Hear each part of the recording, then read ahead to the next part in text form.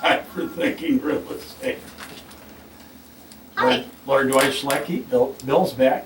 I know, he's been gone, he's been avoiding me. I've been in court. And did you win?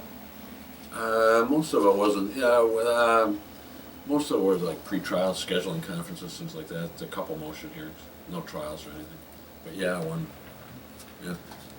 one sanctions against a lawyer for filing a frivolous complaint. Really? Don't? Yeah. Aren't all frivolous, aren't all lawyers? Frivolous? Oh, we're full of frivolity is what we are. Right. Okay. Huh.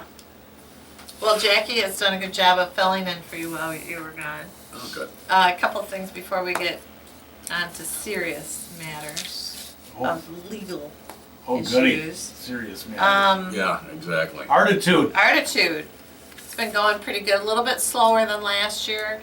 Like Saturday, Small Business Saturday. I don't know how other businesses did, but we were probably half the number that we were the year before. But I attribute that to the fact that the Michigan and the state game were both home games this year. You think? Because last year they would have been away, right? Not necessarily. Oh. See, I'm not a big football person, I think they were, but Going with that anyway. but I'm going with that. I think that well, I was the think case. people were watching it Right, both. because they were big games, weren't they? real big. Yeah. Yeah. So American Express, who sponsors Small Business Saturday, Yeah. they started it, I think. Pretty Mhm. sure. Ought to change that to make sure there's no Big Ten games on. Well, Michigan, Ohio State, people are gonna be following that. Sure. And Michigan lost, I think. They did lose, yeah. I'm not talking about it. Okay. Yeah. And Move- State move- won move- though. Move on to another subject. State won though, didn't they? Yeah, they Yeah, did. they did. Yeah. Okay. Or they did. Okay. Well, anyhow, so it was a slower So Saturday. you think football hurt I small do think, business yeah, Saturday? because people go to those games Interesting. and they, Or just if watch they're them on having, and they TV. watch them on TV, and if there's a party at the house, Right. you know, who's gonna leave the party, right? So, But I where expect big is things. Artitude Lunch? Tell people where it is, what it is, what Artitude- the hours are, so that you can make up for a small business Saturday, and then we can get on to something And else. we're on Cyber Monday, and then there's Giving Tuesday. I don't know, but anyhow, It's charity, isn't it? we'll have to. Charity Tuesday. We're gonna Is it? have to think Tomorrow. of new names for Wednesday, Thursday, Friday, Yeah. right? Anyhow, Artitude is at the old Vermeulen's building. There are anywhere at any given time there are, I think, 17 to 25 artists. And I say at any given time because we'll have day artists, and so it's constantly changing. Rotating. And our steady artists that are there are constantly bringing in new stuff. And this weekend coming up, we have Kids Weekend. And on Saturday, guess who's going to be there? It's Kids Weekend. Who would be the most important person for kids during Probably Christmas? Santa Claus. Santa and Mrs. Claus. And, wow. And Mrs. Claus. She's making a special appearance for this. From 12 to 2, and so kids can come and get their pictures taken with Santa and Mrs. Claus. Sweet. And then 2 to 4, the next most important person in the community, Steampunk Eddie, is going to be there. Who? Steampunk Eddie. Okay. And Who's that? Means Steampunk won the reality show Steampunked, and Who knew? who knew? I know, he won $100,000 just recently. Okay. He's the guy who did the decor in the Grand River Market brew pub. Okay. You know, you've been there, I'm sure. Once. Yeah. Anyhow, it's I don't steampunk. get out much. It's steampunk art. Anyhow, he is doing from 2 to 4. There's going to be a clock building contest with Steampunk Eddie. It's a $20 entry fee and there's a $50 prize. And the age range 7 to 16. 7 to 16. So that should be a lot of fun. And then there will be some make and takes that same day. Etched glass ornament with Glass Addicts Anonymous. Wow. So your kids could make a glass ornament. Chris Blank is going to do Santa cookie plates with kids. And apparently they're very cool. Jackie's seen them, I have not. And then Catherine and Nana, who are day artists that day, are going to do Christmas cards. And then on Sunday, the Dallum Center's going to be there doing Christmas ornaments. What time is the Dallum Center there? The whole time, 1 to 4. Oh, 1 to 4. 1 to 4. Busy weekend. It is a busy weekend. I encourage everybody to come out. And then Saturday night is the Jackson Symphony Guild's black tie event down the rabbit hole. We'll be there. Are you on the Symphony Guild? No. Oh, okay. I was a long, long time ago. I'm on the Symphony's board of directors. But Oh, you are? Yeah. Oh, okay. And today's my last official day as an elected official. And it's so refreshing not to be talking about city politics. Oh, You have whatever. no idea how gratified I am. Okay? I stopped talking about it with you a long time ago. Thank goodness. Very sensible. Yeah. That's how they keep a marriage together. Maybe not, right? Maybe You never that's. know. What are they auctioning off? I don't know. I haven't really looked at all this stuff.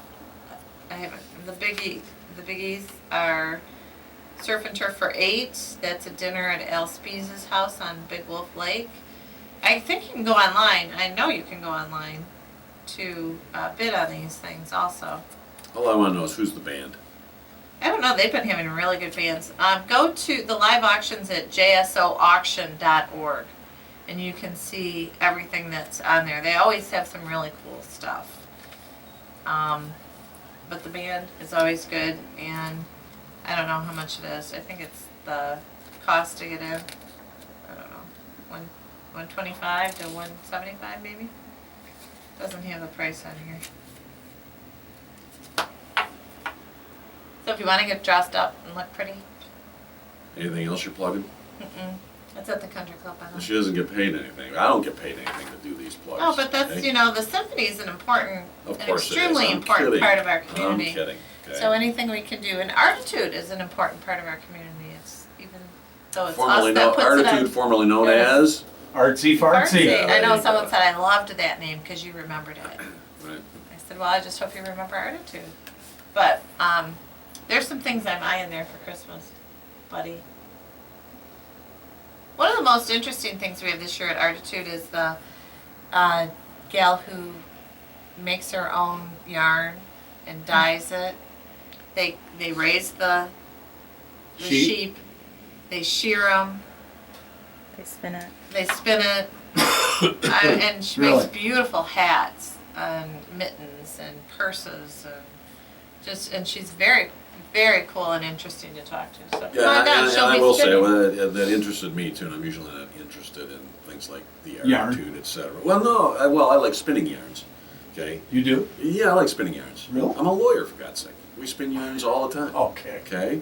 No, but yeah, it was nice stuff, and I liked Artitude. I thought it was an eclectic collection of things down there. It's not the usual stuff. So And it's John interesting. Blank is doing No, you're not portraits. open today, right? It's We're not open on Mondays. We're open Tuesday Tuesday. through Saturday, 11 to 7, and Sunday, 12 to 4. Okay. And, some of the unusual things, John Blank just started doing portraits of pets, and he'll do those on commission. So if you want to do a portrait of your pet for your spouse for Christmas, come on down, talk to John Blank about it. Does it have to be a pet? I didn't see a portrait of a person. I've You only did? seen animals down Okay. there. And, he's got some great landscapes.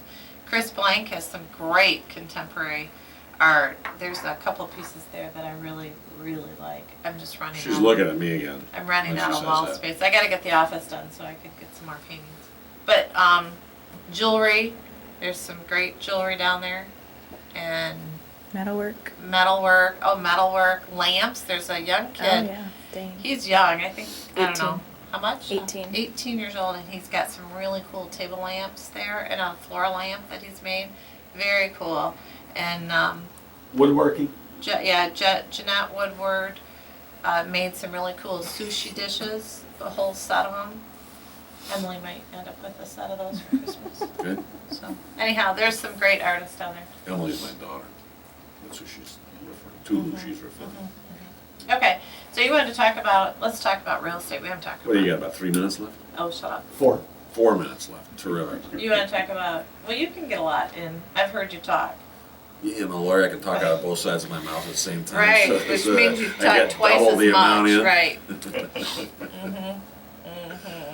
Yeah, I just, you know, from day to day, I get different examples, and this is just one that crossed my desk recently, and it just, I'm not gonna talk about it specifically, but it triggered the Topic of the day? yeah, which Which would is? be, Which is? which would be legal descriptions, because I see this occasionally, more than it really should happen, but when you're buying a parcel of property, there are 4 different means of describing it. One is meets and bounds, that's the oldest one, measures and bounds, where you start at a particular point and you go north and east so many degrees in distance, etc. In fact, some of the older ones would start at the old oak tree at the southeast corner of Farmer Jones Farm, something like that. But meets and bounds, a government survey description, that's where it's the northeast quarter of the southwest quarter of the east half of section 32, range 2 east, township 4 west, something like that. That's government survey. And then you've got a platted description, and the one that crossed my desk recently was a combination of a platted description and a meets and bounds description. And then the 4th one is a condominium. And in each of those, condominium is easy because it's a unit in a condominium. The Condominium Act is relatively new, 30 years old, and so when you buy a condominium, you look at it, this is the unit I'm getting, it's well defined in the condominium documents. The thing you watch out for isn't so much the legal description, it's what can and can't be done, what powers does the association have, etc. This one involves the plat. Many plats date back to the 1920s and 30s, and I've been involved in, I can't tell you dozens, if not 100 or more lawsuits involving plats, and the ambiguity that exists in particularly older plats with respect to roadways and areas that lie within the plat, but the dedication is very broad, dedicated to the use of the public, dedicated to the use of the other lot owners. And it often arises in connection with a plat on a lake. And one of the additional problems involves not only the property, the common property within the plat, but this one involves property lying just outside the plat, but between the plat and the lake. And so the issue is who owns that little strip of land lying between the plat and the lake. It's only a few feet in width. And Don't they have that at Michigan Center? they have in so many places, it's incredible. And the reason is that when someone plats a property along a lake, it's very expensive, difficult, if not sometimes impossible, to plat the meander line of the lake. It Can't you goes in just and out, say, in and can't out. you use verbiage such as to follow the line of the lake or the shoreline of the lake? Or No, most plats don't do that because you have to have defined lines, and so what you have are not transient lines. This is great. You have lines that are straight that can be easily surveyed if they're actually going to plot those points, and they may not, or stake those points, but they simply plot straight lines, and sometimes the straight lines may extend out into the water, sometimes they may extend But meets and inside. bounds, don't they use rocks and trees and, No, most meets and bounds, they use points, longitude, can. latitude. Yeah, they can, but the problem, those are old descriptions, and what happens is, if you refer to the old oak tree or the rock at a certain point, it may not be there in future years. So most meets and bounds descriptions involve a combination of government survey, like starting at the northwest corner of section 28, whatever the township may be, thence progressing so many degrees north and east, or whatever the direction may be, X number of feet, and so it's longitude and latitude in a meets and bounds. But my point here is that the plat, if it doesn't extend to the lake, an issue then becomes who owns between the plat and the lake. And in many circumstances, it isn't a problem because the plat went back to the 1920s, 1930s. Everybody's treated the property as their own. But occasionally you get somebody who comes in and says, no, this belongs to the original proprietor, or it's for the use of the back lot owners, et cetera. So when you're buying property, Yeah, but if it's along the lake, how do back property owners get there? If there's no front to back access? well, actually, this particular plat has a walkway along the lake, which is dedicated to the use of the public. And so they actually have an access that exists Somewhere. that nobody's ever used. I mean, the point is that it exists on the plat, but over the years, the adjoining property owners have used all of that property as their own. My point here is that when you're buying a parcel of property and you get the legal description, you have no clue what that legal description includes until you take it and compare it to what's on the ground. That's why the title commitment accepts from coverage or doesn't cover matters that would be disclosed by an accurate survey, because the title company has no way of actually matching that description to what's physically on the ground. But you could have two surveys and that's two surveys don't match. We had that happen on a piece of property. That happens, but that's not the point here, okay? That's not the point of this conversation. What I'm saying to you is that for purposes of buying the parcel of property, what I want is I want to have the legal description, but then I also want to be able to take that legal description in my hands, out on the property I'm buying, and locate point A, point B, point C, point D, whatever the points are that are described in that legal description. I want to know where they are on the ground so that it tells me, okay, I don't actually own to this fence line. Oh, I own across the fence line. Oh, I own to the water's edge. Oh, my Yep. legal description stops 3 feet short of the water's edge. So now I know whether or not I've got a potential issue or problem with my neighbors, with the public, or with backlot owners in a subdivision. So that's the only way to do that. And too many people, when they buy a parcel of property, they see the legal, somebody took them out on the land, they said this is what you're buying, but the legal doesn't match up with what is actually shown on the ground. There may be an encroachment onto the property, there may be an encroachment off of the property. They may not own all the way to the lake, and so they don't have riparian access and they don't have riparian rights. And then you get into an issue of, well, if the predecessors have been using it for many years, okay, well, they own by adverse possession, but they don't have a record title, so that when they convey farther, when they decide to sell 7 or 8 years from now, they don't have evidence that they actually own that little strip or They piece would of have to go to land. court for that one. Yeah, you have to go to court, you file a quiet title action, and if it's an issue with a plat, you may have to find out who the heirs of the proprietor of the plat, the guy who set the plat up in the 1920s, find out who those heirs are, serve them with summons and complaint, and the quiet title, usually on the basis of adverse possession, using the property for a period in excess of 15 years. So my point is you can't just accept what you get from a title company. You got to read the commitment, you got to look at it, you got to understand how that legal description matches up, what the exceptions are, because the title company is accepting from coverage the fact that that legal doesn't necessarily match up what's on the ground. Am I making sense, or am I talking legal gibberish here? You I always try not make to. sense. How do you Okay. disprove that? How do you Whether he's making sense or not? It's a good one. Yeah, like I say, you have to, a survey is the first step. You have a legal description. And if somebody doesn't agree with the survey, they can hire a second, like if it's two people, right, involved? One party hires a survey, but the other party doesn't agree with the line that's Yeah, if there's a surveyed. dispute. Yeah, Right. if there, I mean, So you give two surveyors a job. How do you, like, we've got a client that's got a strip down the center of two parcels. How would somebody have ended up with just a small strip of property that isn't? well, one way is that, there are a bunch of ways, but a very common way that you end up with a strip of land that appears to not be owned by somebody, one of the adjoining property owners, is a narrow strip. It's what's known as a Gore, and it arises from the fact that the earth is curved, but legal descriptions are straight, and so as the lines on a government survey go north, they converge.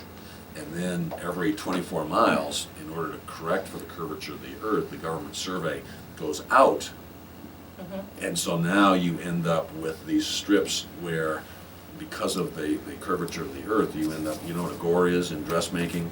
An Yes. A-line skirt starts at a point up at the waist and then goes out. That's what the gore is as a result of the Oh, curvature of the earth. but And so that now would it- be, so- there wouldn't be an owner on that Gore, right? Well, there could be, but you have to go back many years to find out who that owner may be. But if there's an owner on the strip that isn't the same as the adjoining property owners, is it just simply, did that probably happen as a result of legal descriptions changing over the years? Yeah, if it wasn't a gore, then it could have been a change in the legal description. One legal description just didn't match up to the line of the adjoining property, and so there's a strip of, could be 10 feet, 20, I mean, it could be any number of feet, where somebody still owns that. Typically, it's historical, though. In other words, it didn't get conveyed out 30, 40, 50 years ago, and so now the heirs of that person who didn't convey it out.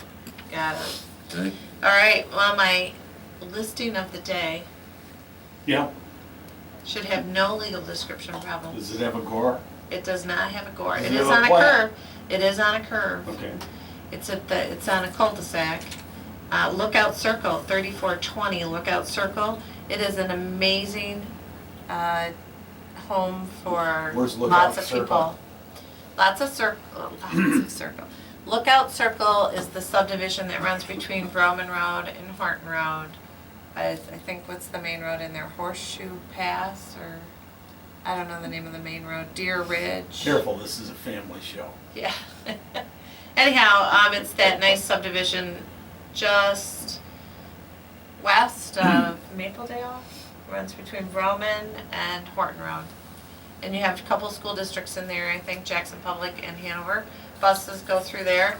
This is a 4-bedroom, 2.5-bath house, over 2,000 square feet, and it has a full basement. It's only 164.9. Fabulous backyard, screened-in porch or sunroom, patio with barbecue capabilities, Call. 2-car attached garage. Call. Call Laura Schlechte, 780-3830.